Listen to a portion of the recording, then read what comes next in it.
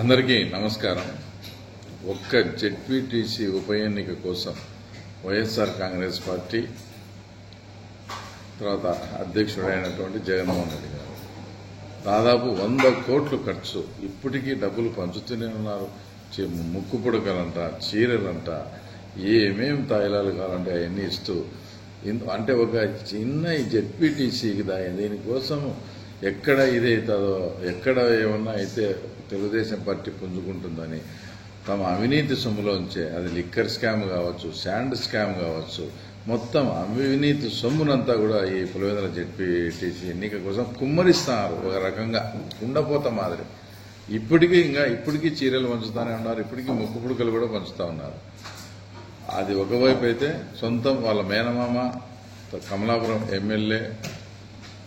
కమలాపురం మాజీ ఎమ్మెల్యే అలాగే జిల్లా పార్టీ అధ్యక్షుడు అయినటువంటి వాళ్ళ మేనమా రవీంద్రనాథ్ రెడ్డి పోలింగ్ సిబ్బందిని బెదిరించి, మాకు అనుకూలంగా చేయకపోతే మీ అంతు చూస్తా, వచ్చేది మా గవర్నమెంట్ అని బెదిరిస్తూ, ఒకవైపు బెదిరిస్తూ పోలీసు అధికారులను ఫస్ట్ ప్రలోభ పెట్టడం, అది వినకుంటే బెదిరివ్వడం, ఇన్ని రకాలుగా దౌర్జన్యాలు ఆకృత్యాలు చేస్తూ, మేము ఈసారి మొట్టమొదటిసారిగా 35 ఏళ్లలో తొలిసారిగా ప్రజలు ఎవరి ఓటు వాళ్ళు వేసుకునే విధంగా స్వేచ్ఛాయుత వాతావరణంలో 11 నామినేషన్లు వేపించి ఈరోజు ఎలక్షన్లో మేము ప్రజాస్వామ్యబద్ధంగా పోటీకి దిగుతా ఉంటే, ఎక్కడ పులివెందుల్లో ప్రజాస్వామ్యబద్ధంగా పోటీ జరిగితే మాకు ఓట్లు రావేమో అని మా మీద వాళ్ళ ఇష్టం వచ్చినట్టు వాళ్ళ సొంత మీడియా ఉందని అంత దుష్ప్రచారం, మేమేదో దుర్మార్గాలు చేస్తానట్టు అంతా చూపించే లాస్ట్కి అసలు విషయం ఇప్పటికీ అవినీతి సొమ్ముతో 100 కోట్లు దాదాపు ఈరోజు ఖర్చు పెట్టడం జరుగుతోంది.